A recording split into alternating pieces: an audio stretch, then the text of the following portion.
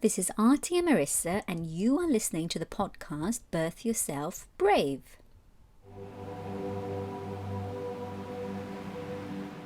And now we have wonderful, inspirational, and full of wisdom, a colleague, a friend, Mary Jane Sharrett, EFT trainer, practitioner, and homeopath. Welcome, Mary Jane. Thank you so much, Artie. It's lovely to be here. I think we, since last year, we were thinking of having this chat, and it's finding a topic that everybody will resonate with. And I think we did get to this wonderful turning point. I hope so. Yeah, I hope it won't mirror people's experience necessarily, but I hope that there's something in my story that perhaps makes people think, oh, okay, maybe that's why this is happening. Yeah, so the theme, so to say, is birthing yourself brave. It's joy after adversity. So let's talk about how you were told about your diagnosis of cervical cancer in 2001. It's been quite a while now, and what connections did you make from it? Share with us how whatever you feel is appropriate. Yeah, of course. Well, I was actually got my diagnosis on the 11th of September, 2001, which is the day the Twin Towers came down. So it wasn't a great day in my world or the world. Um, so obviously a day I'll never forget. And it was a shock. I have to say, it was a shock to be told I had cervical cancer. But it also, at some level, made sense to me. And it happened at a time when I was deeply unhappy in my life. I'd been through a divorce. Both my parents had died in the preceding few years in quite a short space of time. I was doing a job that I hated, but was very well paid. I was really stressed. I wasn't looking after my health. So it was a big wake up call in lots of ways. But the reason I say it wasn't a surprise, and in particular that it wasn't a surprise that it was the cervix, um, was because of things that had happened in my life when I was a child. And I've always, or had always had, a very uncomfortable relationship with my reproductive organs until that time. So, as an example, my periods began quite late. And when they did, I was kind of okay with that. But anybody else talking about their menstrual cycle, talking about pregnancy, talking about giving birth, I would quite often either pass out or have to go and be sick. So I was very, very uncomfortable. I couldn't read things about anything gynecological or anything to do with reproduction. So yes, I had a very odd mixed relationship with my reproductive organs, I would say.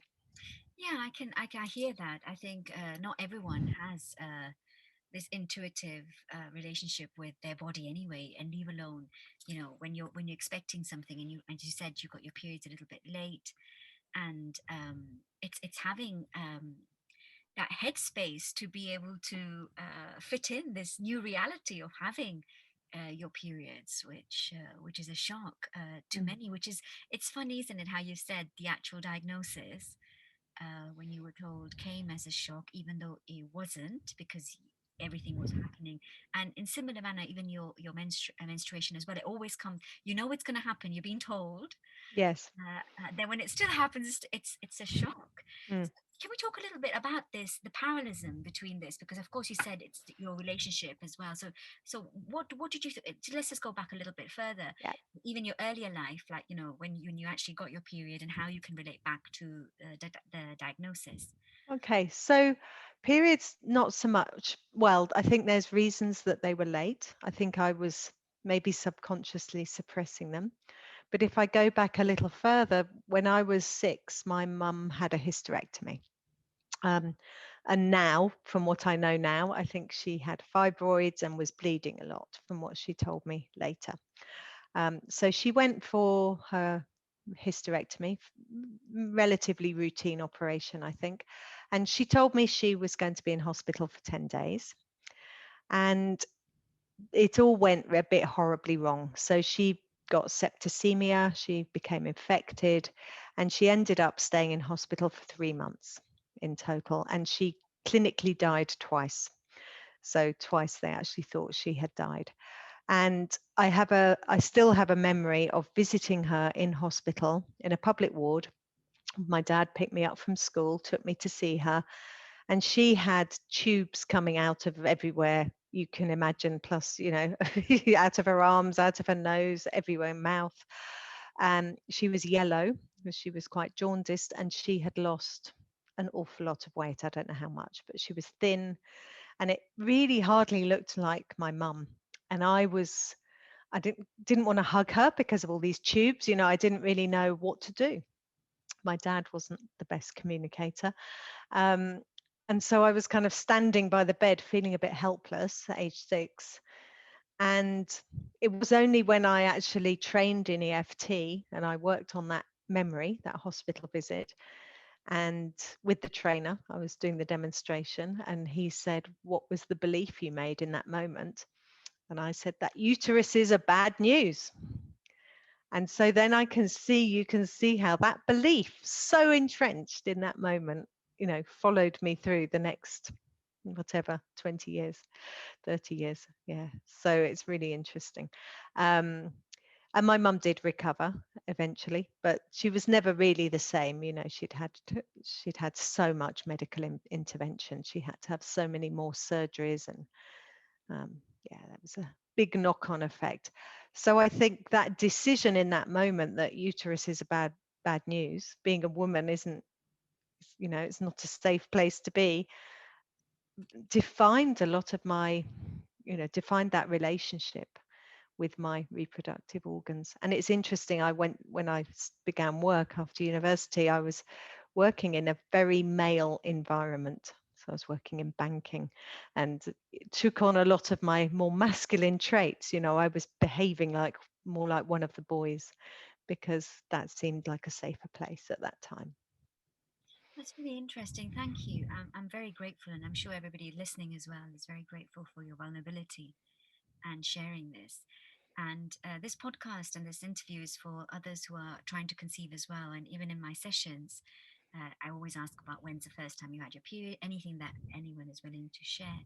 So the belief that you form uterus is bad news. A lot of times, women can't conceive or can't hold their pregnancy, or what we were discussing before, having a traumatic birth Mm, and trying to conceive again. Any Because you're an EFT practitioner, you're a homeopath. In other words, you're a holistic practitioner, so to say, because you look at the mind, body, the physical mm. connection. Anything you can share after going through this, because it did change your life. How can somebody on a fertility journey or in birthing themselves brave after bad news? What can you any words or pearls of wisdom that you can impart? Well, I think anyone who's on a fertility journey, maybe struggling with fertility issues, it's really worth just examining the beliefs they have around reproduction, around uteruses, things they heard. If they're an older child and there were younger ones in the family, there might have been things they heard or saw from their own mother becoming pregnant again or giving birth again. There definitely can be beliefs that we take on at that age. Um, Aunts, uncles, neighbors, grandparents, whatever we've ever heard about birth, whatever we've ever heard about carrying a baby, whatever beliefs we're holding. And perhaps that's something that isn't examined as much, but I think it's vital. I was only on that day, I'd done so much work over the previous 12 years on those events in the hospital that day, but it was only when I trained in EFT and that trainer asking me, what was the belief you made that day, and these words came out of my mouth: uteruses are bad news. And I had no idea I even believed that until that day. um, but yeah, for me it was a turning point. It was life changing in a really positive way. um, it was just a big wake up call. I was living a life that I hated in so many ways. um, so I had some surgery. I actually had two biopsies. I didn't have radio or chemo. That wasn't the protocol. They wanted to do big surgery. Well, they wanted to give me a hysterectomy, first of all, which I refused because I'd seen what my mum went through, and clearly that was not what I wanted. And then, so they did a biopsy initially, and then there was talk about doing a surgery that involved removing the cervix. And there was a surgeon in London who'd done 100 of these operations. And I met him and I talked to him, and I thought 100's not that many. I really don't think I want to be 101. And I started looking into all sorts of healing, journey therapy, homeopathy. I was seeing all sorts of healers. And, I was a very straight laced banker, very grounded. And there was all these woo woo things that were coming into my zone of consciousness, you might say. And I tried everything. And some of it was deeply profound. I had some huge shifts in those few months of really intense healing, seeking different therapies. Um, and I knew that the cancer had gone. So I knew it had gone, even though after the first surgery, they said it was right into the margins. So I persuaded them to do another biopsy. So my poor cervix, there's not much left of it now. Um, but I persuaded them to do that. And when they did it, there was no cancer. But I could almost pinpoint the day that I knew it was gone. That's incredible. Mm. That, And I think, for me, it was because my calling in life was not to be working in banking. My calling in life was to be helping other people, and doing the work I do now. Um, so I think, I always think the universe works in amazing ways and if you're not listening, then it kicks you quite hard until you do. And that was my hard kick. So a year later, I began my training as a homeopath. That took 4 years. I was still working in the bank. Finished that, left my job, set up my practice, and that was in 2006. So 15 years. And then I discovered EFT and lots of other therapies as well. And it's the work I love and I'm passionate about. yeah, I think one of the things that drew me to, come to touch and, just to be able to get in touch with you as well was last year during the lockdown. And I would request, I think you've got your own YouTube channel as well, haven't you, Mary Jane? Yes, I was doing, at the beginning of lockdown, I was doing daily videos. Yes, that I was soon actually found that quite tiring, but I did that for about 6 weeks actually, just on different aspects of lockdown that people were coming up for people. I would definitely request anyone who would want to see you physically, as in on YouTube on a screen, to definitely invite them to connect with you, so that they can see that in 2001 the transformation that you went through, and where you are now, because it is a journey that you've actually gone through. Mm. It really was, and it wasn't easy. There I was doing this nice, serious, proper work, and I wanted to go off and be what a lot of people would consider a flaky practitioner in a marginal therapy that gets bad press a lot of the time. So it was a bit of a big leap. And people, I'm often asked, how did you become a homeopath, or how did you come to do this work? And what did you do before? Did you have a real job? So yeah, I'm often asked that. And even in the way that you work, like if anybody's who's thinking of doing your training or your supervision, or your short courses that you offer, in a way I can see that now that you've shared this, how you were trained, and your experience of banking really shines through even your current work. It's who you are in a way.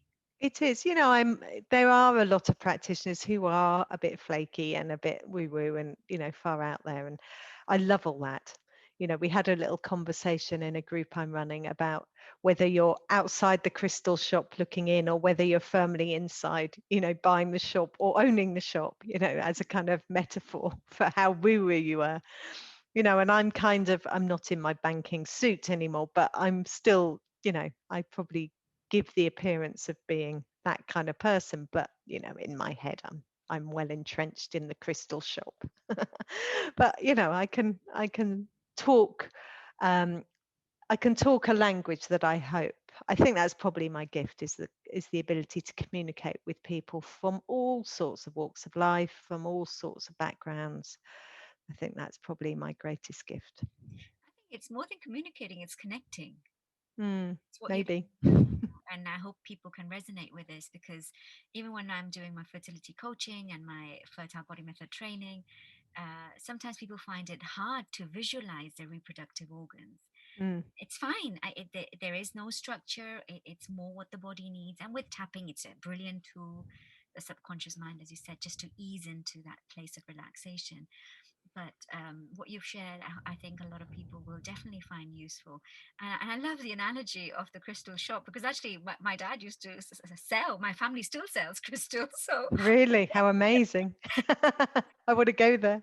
we're living it. We're living the dream. We're in the dream. We are Yes. the dream.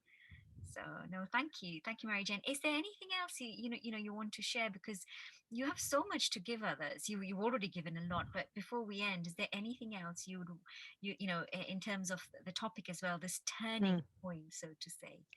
Yeah, and I think, I've worked with a number of women who have had fertility issues, and there's always been, it's really hard to see when you're in it, when you want an outcome and it's just not turning out that way. It's not coming out as you want it to be. But there is always, always, even from, in fact, maybe most from the most adverse times, there are amazing positive learnings. And we can't see them at the time, but afterwards, I can tell you this story. And that cancer, that diagnosis, it was my greatest gift. It got me out of the situation I was in, which was just horrible. And it made me take control of my life, take action, and make changes. And it was a huge gift to me. It didn't feel like that on the day I got my diagnosis, I can tell you. And it didn't feel like that through all the numerous hospital appointments and dealing with medics and so on. But I can look back now, and I've been able to look back on that for a long time and see that as a great gift, that event. Um, so sometimes what we think we want it doesn't happen, but actually something even better does. And That's I think it's easy to lose sight of that. We get embroiled, we get on that hamster wheel, and our mind's going round worrying on this thing we think we want. But often there's something even better. That's very wise. I think everybody listening to this, especially when IVF clinics are still kind of not operating in full capacity, Okay. the care is not that brilliant at the moment for those who are experiencing Sure. miscarriages. It is very challenging out there, and it's It must be very frightening as well. And presumably there's a lot of restrictions and you have to go alone and things like that. Yeah, it must be very scary. well, as you said, isn't it? There's some lovely tools, some techniques that we can all share to empower each other. And I'll be sharing your wonderful YouTube videos as Oh, well. please do. Yeah, I haven't looked at them for a while. They might seem a bit out of date now. I'm not sure. Oh, not necessarily. I think Mm. it's when people are going through it was a tremendous source of support for a lot of us. And it's I think it's what you said as well. Somebody saw you in the supermarket or something, and they said, "Is that you sharing those?" Oh, it was actually one of my trainees had done a little video. Yeah, it was her. It was fantastic. But I think as well, it served me because I live in Spain and we were in really strict lockdown, um, literally housebound unless you were going to the supermarket or the pharmacy. So you could not leave the house, not even to go for a walk.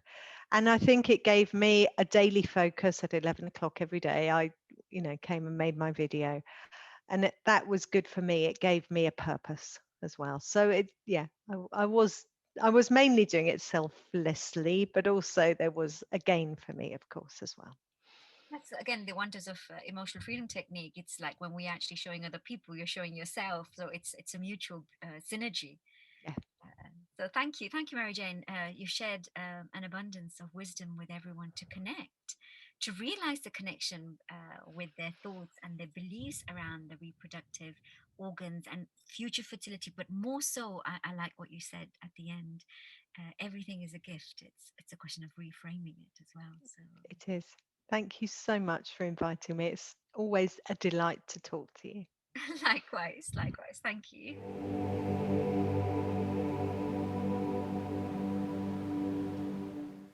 Following on from this inspirational interview with Mary Jane Sharrett, I thought it was very appropriate to finish this wonderful podcast with a heart and womb visualization. It is Infertility Awareness Week, National Infertility Awareness Week, next month, from the 18th to the 24th of April. This visualization is what I share with my clients when I'm doing the fertility coaching. And if any of you are thinking of the Fertile Body Method training, which is much more extensive in terms of sharing different visualizations and scripts that you can share with your own clients, this is a taster. So whether you are on an infertility journey or fertility journey, I think it's a tricky one there. A lot of people don't like the term infertility, so they call it fertility, yet we need to sit with the discomfort to be able to overcome it. So the choice is yours, whatever you feel comfortable, but the actual Awareness Week, is National Infertility Awareness Week. What I'm trying to say is connecting with your womb is a very nurturing exercise. It's about empowering you to be able to connect with your inner being, your inner self, so to say, your inner body. And we as women, we are very, very good. We're the culprits of not looking after ourselves.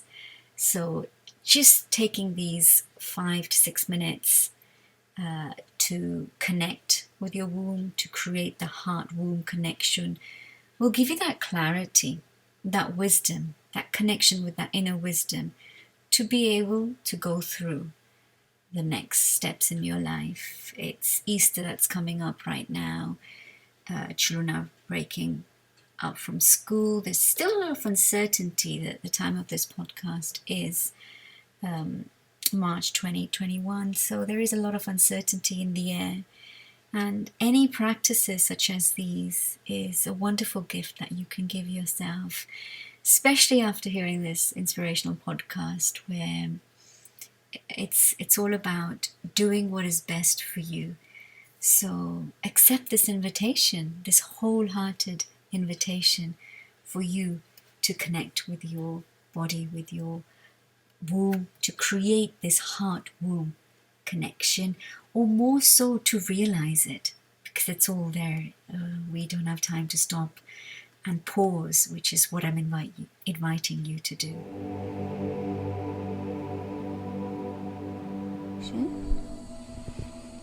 And start off with focusing on your breath, on how the air is coming into your body, filling it with the nutrients, the oxygen, and the energy that your body needs.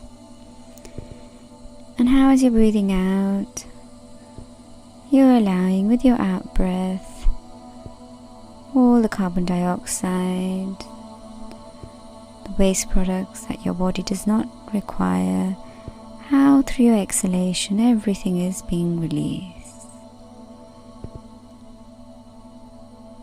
Very gently bring one hand to your heart, and the other hand just bring it below your belly button on your womb area. Again, focus on your breath, and now just see that connection between your womb and your heart.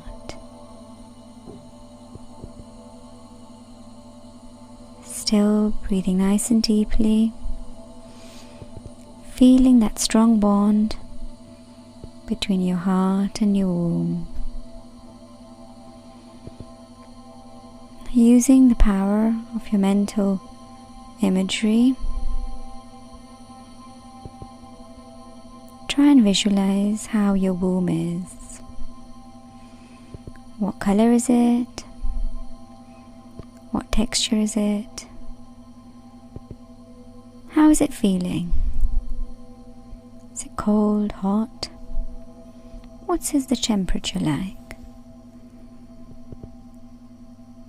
just using your mental imagery, the power of the mind, just to visualize how your womb is feeling at this moment in time.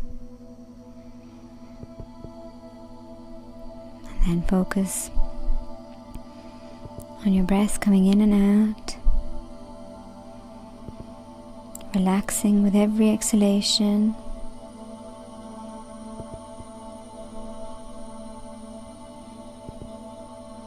Now again, bring your attention to your womb area, to where your lower hand is. Now I want you to imagine how you would like your womb to be. So what texture do you want your womb to be like? What is the color that you would like your womb to be? Do you want your womb to feel cold or hot? What kind of temperature is your ideal womb in? Most importantly, how would you like your womb to feel? Take a few breaths, just trying to use your mental imagery to try and visualize how you would like your womb to ideally be.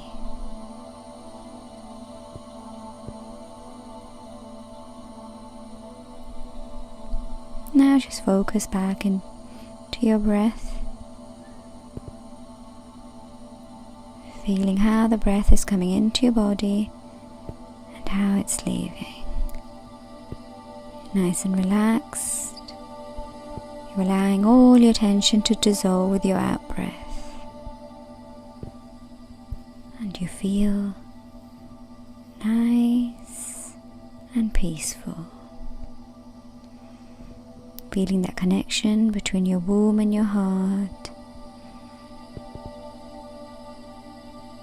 Feeling that you've managed to re-establish that communication between how you feel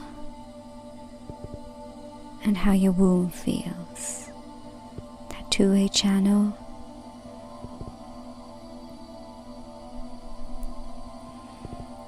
And now just take a few breaths to think about what changes you need to make in your life to bring your womb at the state you would like your womb to be in. Might be small changes, might be bigger ones. Use your innate wisdom to be able to reflect on certain things that you can change or put into place, put into action so you can help yourself so that your womb can be in that desired state.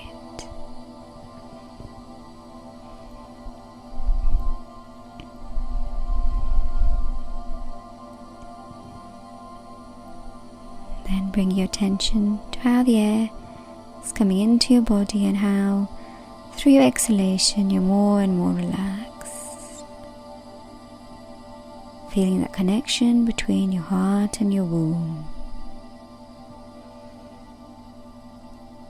Slowly you can bring your hands away from the womb and the heart and sit in the most natural position, feeling that deep connection being made.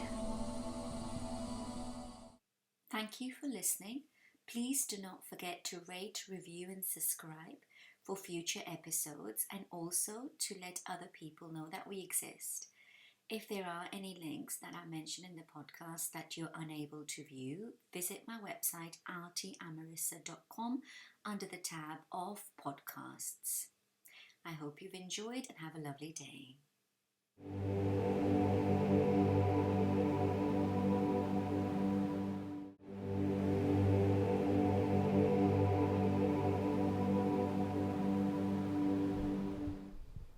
Hello, this is Auntie Marissa, and you are listening to the podcast Birth Yourself Brave.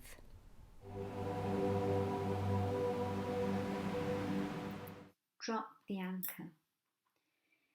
This is a powerful technique when we are in the middle of the storms of our physical pain, emotional outburst, and mental torture. We often get ensnared in the day-to-day that we're living, especially when we are in that excruciating phase of discomfort, which is manifested as physical pain, emotional turbulence, or that mental chatter. A lot of us are familiar with this. This is also known as extreme fusion, which is when we are not objective and we become part and parcel of our experience. This is when we are able to exert our choice to stand back and observe, which may sound very challenging and difficult to engage in. However, if we're able to practice this, then it can become second nature. Whilst we are in the middle of the storm, it may be difficult to feel the calmness of our inner self. If we're able to practice this technique, drop the anchor, when we are resilient, when we are on that positive wave, then when we are right in the middle of the storm's eye, we will be able to feel that calmness. Many a times when we are going through pain, we do not want to talk, we do not want to relate, we do not want anything. We're just so absorbed in the pain. And the reason why I've taken this topic is because this month, March, when this episode is being launched, is also known as Endometriosis Awareness Day, Ovarian Cancer Awareness Day as well. It's the month of endometriosis awareness and ovarian cancer, the March month. And whilst there are lots of different symptoms of endometriosis, ovarian cancer, one of the common denominators is pain. It is physical pain. And if we expand further, some of us women, we may be going through menstrual pain every month. So pain seems to be an aspect of our life that we either dread, so we numb it by taking painkillers, or we overeat, we turn to addiction, different methods. And we're not here to evaluate the techniques that we are currently using. Rather, this is an invitation to try out dropping the anchor. So, dropping the anchor is about tuning into what you're feeling. Because often we run away, we want to hide. J.K. Rowling, when she wrote the book Harry Potter and the Goblet of Fire, one of her series, there's a quote that she wrote, which is, "Numbing the pain for a while will make it worse when you finally feel it." So in a sense, drop the anchor is not a distraction. It's not a numbing technique. It is about expanding your awareness and allowing the difficult thoughts, the emotions, the pain, but anchoring yourself. Literally, it's dropping the anchor when you're in the middle of the storm of your emotional pain, your physical pain, and your thought process. With the request, with the entreaty with your own self to exert self-control. So by tuning into your own body, you are allowing yourself to take control over what you seem to not have control over. And often we may find it difficult to put this into words, how this works and what does it involve. So the best way to be able to understand the effect of drop the anchor is to engage in it. And today I'm going to go through a very simple version of this. There is another audio that I have recorded together with a short little ebook, which is available for free on my website. So feel free to go and access that. The links will be on the description below, and it's also on www.rtamarissa.com. But for now, just make yourself comfortable and give yourself these few minutes to drop the anchor. Silently and kindly acknowledge to yourself that you're hurting, that you're in pain. And once you've acknowledged the pain, labeled it, push your feet firmly on the ground. Straighten your back. If you're sitting on a chair, sit forward. Feel the alignment of your spine. Press your fingertips together, stretch your arms or shrug your shoulders. Acknowledge the painful thought and the feelings that are present. Alongside that acknowledgement, notice that there is a body around that pain. A body that you can control, you can move. So notice your whole body now. Hands, feet, back. Have a bit of a stretch. Press your feet hard into the floor. Now look around you in the room and notice 5 things you can see. Bring your awareness to 3 or 4 things you can hear. And also notice what you're doing. So notice there are painful thoughts, feelings, emotions here. As well as be aware of the body that is seated in the chair. Move it, stretch it, become aware of your body. And also that there is a room around you. So each time that you're experiencing discomfort, acknowledge it. Acknowledge it's a painful feeling. It's a difficult thought. It's an emotional outburst.